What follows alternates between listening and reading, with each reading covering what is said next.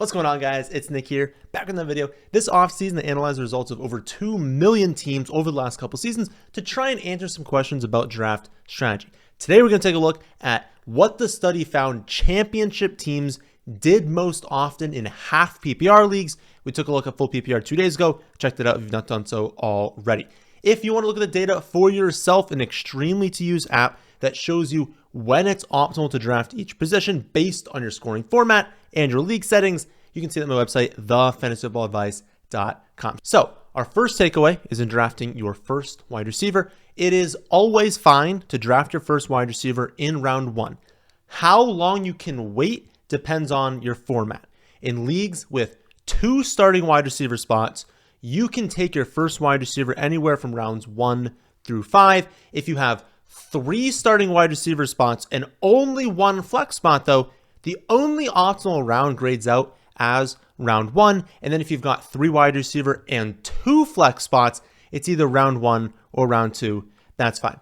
I think this makes a decent amount of sense. In half PPR scoring, running backs and wide receivers are pretty evenly balanced, so it really comes down to lineup construction and determining value.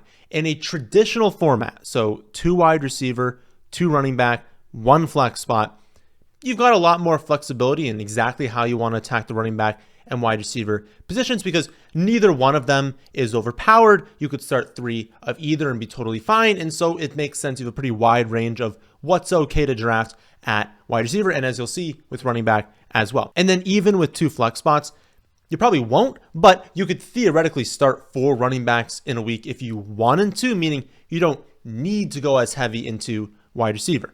As we add mandatory wide receiver spots, though, obviously value is going to shift more towards wide receiver, meaning you got to invest more heavily early into that position.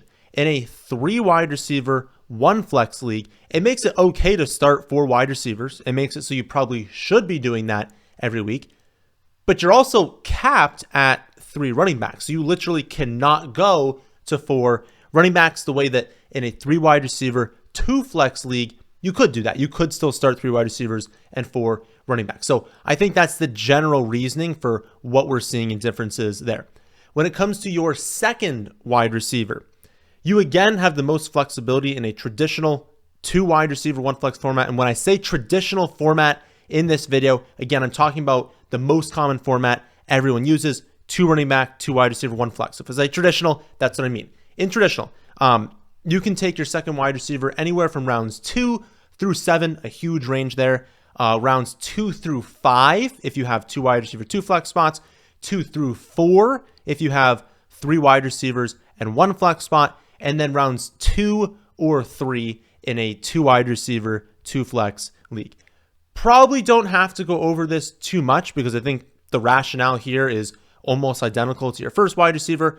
As we add the flexibility to start more wide receivers, there is a lot more value in taking them early. And so you can't really afford to wait a super long time. If you're allowed to start 5 wide receivers, you can't really wait until round 7 to take your second wide receiver because you're not really playing optimally at that point. You're very likely to start a lot of wide receivers. What are you doing waiting so long to draft them? The one difference here, I think, is with 3 wide receiver, 2 flex leagues.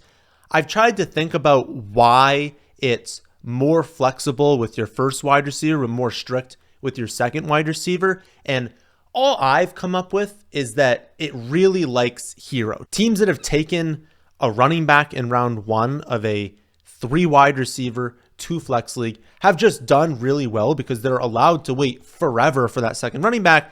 Since we'll get to that in a second, it's, round 8, they're allowed to wait for that second running back. So teams that have done this and then just like hammered out a million wide receivers have done well. And so it's pretty clear when you sort through the data of championship teams, that's kind of the strategy it wants you to stick to. So again, it's a little bit more flexible and like kind of when that first wide receiver happens, because it's like, okay, I'm allowing you to take that first running back because teams have done really well. But after we do that, we need to make sure we're hammering the wide receiver position and not giving up too much value there. I don't know if that's absolutely the case. It's just kind of what the data seems to be indicating, what the results seem to be showing in my eyes. With your third wide receiver, rounds 3 through 9 are optimal in traditional leagues. Again, traditional, 2 wide receiver, 1 flex. Rounds 3 through 8 are optimal in 2 wide receiver, 2 flex. Rounds 3 through 5 are optimal in both 1 and 2 flex, 3 wide receiver leagues. Again, exact same takeaway, but also interesting that a 3 wide receiver start, it is completely fine to do in all formats of half PPR. So I honestly thought that would not be the case. A lot of people ask that question. They're like, can I actually start off with 3 wide receivers? And the answer is yes. Even in a 2 wide receiver, traditional league, 2 wide receiver, 1 flex spot, where you can only start 3 wide receivers, you can start off 3 consecutive wide receivers and still be increasing your chance of winning the championship. I have highlighted over the last couple of weeks that, maybe over time that grades out still is optimal to do. I think strategy-wise this season, it puts you in a potentially very negative spot. If we see a big drop-off into round 4, 5, 6, we kind of see at running back, and we see such great value this season at wide receiver in the middle rounds, you do kind of open up the box to a situation where you make it to round 4, you're like, okay, finally, time to go after running backs, but none of them are appealing, and there's so many wide receivers that are appealing, but then you look at it, and your 4th wide receiver, as we'll get to, in this format, the optimal rounds are 8 through 10. So if you do start off with 3 wide receivers, you need to understand that your next rounds need to be a quarterback, need to be tight end, need to be a lot of running backs, because it's not optimal to attack the position again until rounds 8 through 10 in a traditional format. And maybe you look at all these rounds and you're like, oh no, I can't be getting amazing value everyone else is getting, because I kind of can't just keep drafting wide receivers. I do need to draft other positions at some point. So again, it grades out as fine to do, taking 3 wide receivers in a row. Personally, for me this season, I would probably avoid it for the risks I just went over. But again, big difference here in format for that 4th wide receiver. Traditional league, like I said, 8 through 10 is where it's optimal to take that 4th wide receiver. In 2 wide receiver, 2 flex leagues, your optimal range is rounds 4 through 10, 3 wide receiver, 1 flex leagues. We're looking at 4 through 9 for the optimal rounds. And then in 3 wide receiver, 2 flex leagues, rounds 4 through 12 are all optimal. So we get a massive shift in traditional versus non-traditional leagues. If you can only start 3 wide receivers, then the 4th wide receiver better not come until round 8. That's just what the data is indicating. And then if you can start 4 wide receivers, then 4 straight is totally fine to do. You still open up that risk of like, listen, now we're saying, okay, we've taken 4 in a row. We've abandoned all the other positions 4 times in a row. You now need to go after other positions. And so if the value's not there, that's a difficult spot to be in. So you can do it. I probably wouldn't. But you're looking at in general that like round 9 through 12 range as the last time your 4th wide receiver can come, depending on the exact format. Then finally, 4 wide receiver, of course, we'll get to the other positions after this. 5th wide receiver. In 2 wide receiver, 1 flex traditional leagues, 9 through 12 is the optimal range for that 5th wide receiver. In 2 wide receiver, 2 flex, we're looking at 10 through 12. 3 wide receiver, 1 flex, we're looking at 6 through 11. And 3 wide receiver, 2 flex, we're looking at 5 through 16. I don't think any of this is too surprising. In 2 wide receiver leagues, it makes sense that you're waiting until rounds like 9 or 10 for that 5th wide receiver. In 3 wide receiver leagues, I'm a little surprised with how aggressive you can be and still be optimal. But again, to be clear, this isn't saying you need to start off with 5 straight wide receivers and a 3 wide receiver, 2 flex league. It's just saying you're fine if you do so because you're allowed to start all of them. And it gives you a lot of flexibility as to exactly when that 5th wide receiver can come. So that's the wide receiver position. How does running back look?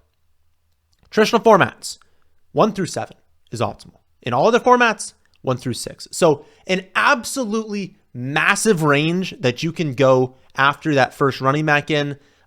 Pretty sure most people are kind of sticking to that general format, even if they know absolutely nothing about fantasy football in general. You're probably just going to happen to draft a running back in one of the first 7 rounds. So there's not a ton of strategy here. Basically, I just want to point out that like RB0 is a viable build type. I know a lot of people really hate it, especially this season with, running back value really being pushed off. It's like, yes, that makes the middle rounds potentially a little bit more appealing for some of these running backs.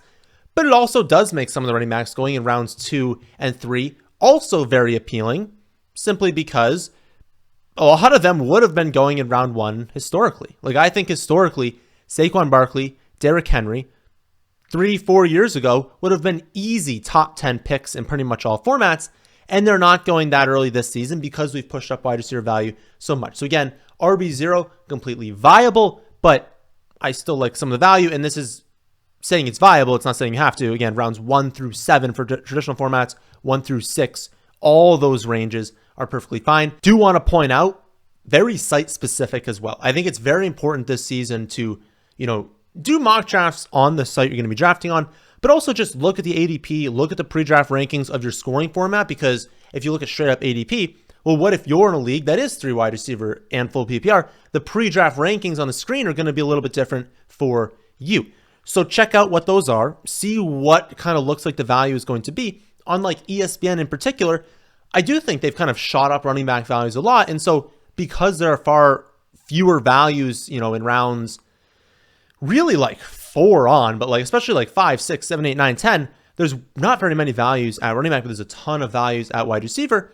It happens to be a format or a drafting site, a platform where I would attack running back earlier on and then go to wide receiver in the middle rounds. But maybe that's different on something like Sleeper. On Sleeper, the ADPs are much more accurate. There's much fewer values. They're not pushing up running backs farther than they should. And so maybe you attack it a little bit differently. But I think it's very, very important to look at your format and what the pre-draft rankings are on your site. But again, I just want to reiterate, no matter what you do at running back, in that first running back, you're good. 1 through 7 is what most people are going to do. With your second running back, 2 wide receiver, 1 flex, traditional leagues. Rounds 4 through 8 are all optimal. For 2 wide receiver, 2 flex, we're looking at rounds 2 through 7. 3 wide receiver, 1 flex, we're looking at rounds 5 through 8. And then 3 wide receiver, 2 flex leagues, you're looking at rounds 3 through 8. So actually some pretty big differences depending on the format. You're looking at round like 7 or 8 as the cutoff pretty much everywhere for where you should have your second running back locked up by. And I think that makes a lot of sense. But how aggressive you can be does depend on your flex spots. If you only have 1 flex spot and thus the ability to only start 3 running backs at the most, the data says like round 4 or 5 is the earliest that second running back should come. If you have 2 flex spots, thus the ability to start 4 wide receivers or 4 running backs, if you wanted to, then double dipping in rounds 1 and 2 is fine, or exiting round 3 with 2 is also fine. Now, I've also made my thoughts on this pretty clear this season. I do think that it makes sense this season to leave round 3 with 2 running backs, especially in half PPR scoring. People have really pushed up wide receiver early this season. And so while the data does indicate that in a traditional format, round 4 is the first time it is optimal to take that second running back, I think given current year ADPs, taking 2 early is still absolutely fine to do. Not only are we getting better values at the running backs this early than we've historically been able to get, as I mentioned a second ago, but there's this season just like this massive tier of wide receivers that all project very similarly. So instead of being the first to take a very similar range of wide receivers, and I'm not talking about like 5 wide receivers, I'm talking about like 12, 13 wide receivers. It's a huge range of wide receiver where they're all separated by very few points. I think it makes sense to not be first to take that, to then take a running back instead and then target more the end of that grouping, because the end of that grouping is basically the same as the beginning of that grouping. I will say this though, for those of you in 3 wide receiver, 1 flex leagues, the data is pretty clear that it doesn't want you to do that. So maybe do focus on wide receiver a little bit earlier on. For your third running back, the rules are very easy. Optimal range is rounds 6 through 9, regardless of format. I do think that also makes a lot of sense. Robust RB can work, and that's taking 3 running backs. I believe it's typically said the first 5 rounds. It can work. If you can hit on 3 running back ones, you're looking very, very good. The odds that you actually do that, though, are pretty slim. And now you're missing that like entire range of wide receivers that are really awesome. You're definitely not getting, early tight end, early quarterback. You're pushing off wide receivers as well. So like there's a lot of negative impact to like taking that third running back early on. the odds that you draft again, those 3 running back ones are pretty low. Again, it'll work out if you do that, but probably not going to happen. Also, obviously running backs, everyone kind of knows busts at a little bit higher rate. If you're going to miss out on this huge range of wide receivers that most of them are going to have very strong seasons, you're just putting those players on other people's teams. And now other people have a lot of players that are probably going to have pretty strong seasons. So it opens up a lot more downside and opens up upside, but it's like your chance of actually hitting that ceiling isn't that amazing. So I think round 6 through 9 makes sense for that. They're running back. Also, historically, that's kind of like the end of this quote unquote like dead zone at running back. And so you're still targeting the running back dead zone, but you're taking a little bit less risk in doing so. You're not targeting the dead zone in round 4, 5, 6. It's around like 6, 7, 8, 9. Like you're pushing that off a little bit further. And so the opportunity cost in round 6 through 9 is just a little bit lower. And so it's okay to still target the dead zone because the dead zone is still going to produce a lot of really high end running backs, or I don't want to say a lot of, but it's going to produce multiple high end running backs. So you can still take a shot at that range, which again is a high upside range, but you're not spending, really a top 5 pick. We know, given historic data, like rounds 1 and 2 are sick. Rounds 3 and 4 are very, very strong. Round 5, we see a dip, but it's still pretty solid. Once we get into round 6 on, there's a cliff in terms of actual value there, in terms of hit rate and success rate, especially at skill positions. With your 4th running back, kind of the same level of overlap. Traditional formats, we're looking at rounds 7 through 11, 2 wide receiver, 2 flex, we're looking at rounds 7 through 10, 3 wide receiver, 1 flex, it's 8 through 10, and then 3 wide receiver, 2 flex, it's rounds 8 through 12. No real takeaways there, to be honest. Basically, don't take 4 wide receivers in the first 6 rounds of a 2 wide receiver league, and don't take 4 wide receivers in the first 7 rounds of a 3 wide receiver league. Other than that, you've got a pretty clean window of when you can draft that 4th running back. So basically just look for the best value between roughly rounds 7 through 12, maybe 8 through 12, and 3 wide receiver leagues. Then finally, for your 5th running back, in 2 wide receiver, 1 flex traditional leagues, you're looking at rounds 11 through 13 is optimal. In 2 wide receiver, 2 flex leagues, that is rounds 8 through 13. In 3 wide receiver, 1 flex leagues, it is 9 through 13. And in 2 wide receiver, 2 flex leagues, it is 8 through 14. I think the big takeaway here is just to make sure you don't overload running back in traditional formats. If you're starting, 2 running back, 2 wide receiver, 1 flex, quarterback and tight end, just make up a bigger part of your starting lineup, right? The actual roster spot, along with the points they score, is a bigger percentage of your team. Plus, you're also typically going to lean wide receiver in the flex if you can. So if you're just going to take a ton of running backs in the single-digit rounds, that doesn't make a whole lot of sense, right? Because a bigger portion of your starting lineup is not the running back position. So I think that's why, we see traditional formats being so against that 5th running back too early. In general, my lean would just be to know in the back of your mind that you're waiting until at least the double-digit rounds for that 5th running back, likely rounds 11 or 12. Just as a kind of general thought, don't take your 5th running back in the single-digit rounds. You're loading up on too much. You're not getting enough of a benefit. It's not worth it. To close, we'll go over tight end and quarterback, where we actually have some takeaways, unlike in the PPR video. In full PPR, it was basically do whatever you want at quarterback and tight end. There's nothing that's overly optimal or suboptimal besides obviously like don't take 2 tight ends early, don't double dip on 2 quarterbacks unless you're in super flex or tight end premium. You don't do those things. If you're double dipping at either, it's because you took both of them late. In half PPR, it's still kind of do whatever you want at the tight end position. As long as it's coming in the first 15 rounds, it's fine. With your 2nd tight end being fine to draft in rounds 12 on in 2 wide receiver leagues and rounds 14 on in 3 wide receiver, 1 flex leagues, but actually round 10 on in 3 wide receiver, 2 flex leagues, likely in my mind, because in a 3 wide receiver, 2 flex league, it's just, and especially in half PPR where touchdowns matter a little bit more, it's maybe just a little bit more likely that you actually do start a tight end in that flex spot. You're not starting a tight end in the flex in traditional league. In a 1 flex league, you're not doing that as well. In 2 wide receiver, you can probably get that, 3rd, 4th wide receiver. But what do you think is more likely, that you can get 5 strong wide receivers in a week or 4 strong wide receivers and a tight end? So it just becomes a little bit more viable. If you wanted to take that 2nd tight end in that format, you can do so in round 10 on. But know in the back of your mind also, usually you can do better than that. Like usually you don't have to do that. So I would still make it the rule, double dip later on at tight end. I still maintain that, ideally I want a top 7 tight end this season, but which one you go after is really just entirely up to you. And if you do happen to miss out on the top 7, Ferguson and Njoku, perfectly fine to draft. Or maybe double dip on Musgrave, Conklin, Noah Fant, Johnny Smith, Parkinson, and then I'll extend that to Tucker Kraft as well. And I would want 2 from that range or 1 from the rest of them. And then kind of up to you if you want to double dip with Ferguson and Njoku.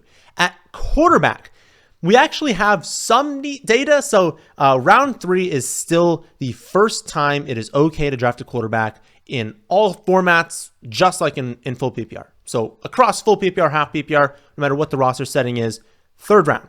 First time you should be attacking the quarterback position. Unlike in full PPR, there are actually caps for how long you can wait. So in traditional formats, 2 wide receiver, 1 flex, we're looking at rounds 3 through 6 that are the optimal ranges for that first quarterback. In 2 wide receiver, 2 flex, looking at rounds 3 through 11, 3 wide receiver, 1 flex, we're looking at rounds 3 through 13, and then 3 wide receiver, 2 flex leagues. It's 3 through 6 again. I'm a little surprised and a little bit stumped, honestly, by what's optimal in 3 wide receiver, 2 flex leagues, why they continually are different. But my guess on this one is that people look at this format and they just assume, okay, got to overload at running back, at wide receiver. They make up such a big part of the starting lineup. Quarterback value goes down. And that's correct. But I think what happens is people get too aggressive. And so you have these like super elite quarterbacks, top 2, top 3 quarterbacks.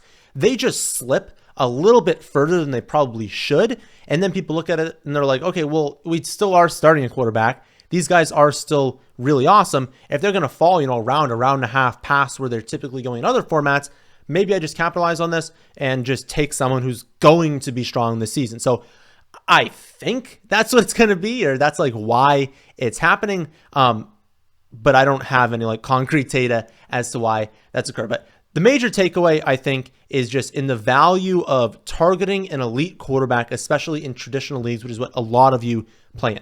The value of quarterback when you've got 2 running backs, 2 wide receivers, and a flex is simply higher, right? Like more of your starting lineup is going to be quarterback. And so waiting super long, sure, like you're building a very strong bench, right? You've got good running backs and wide receivers in the bench. You can mix them in and out of starting lineup. You can use them for trades, things like that. But while you're doing that, someone just grabbed Patrick Mahomes, is going to beat you by a couple of points at quarterback every week. And now you've got better depth than them, but their starting lineup is stronger. And that's fine to do in these formats that, have more of a starting lineup, because there's going to be more bye week opportunities, injuries, busts. Like you'll have more opportunities to actually use that bench. But in a traditional format, that's just a little bit less likely to happen. And so it makes more sense to me that targeting quarterback early is optimal to do. And then again, final thing with 2 quarterbacks, if you take one early, don't do it. If you want to double dip, it's around 13 on. That's when you can start double dipping. If you miss out on the top 11 quarterbacks this season, ending with Jane Daniels, then you can double dip. If you want to grab like Caleb Williams, someone else, you want to grab like Caleb Williams and Goff. You want to grab Goff and Sam Darnold, right? You want to grab Justin Herbert and Jared Goff. Like there are different combinations that make sense.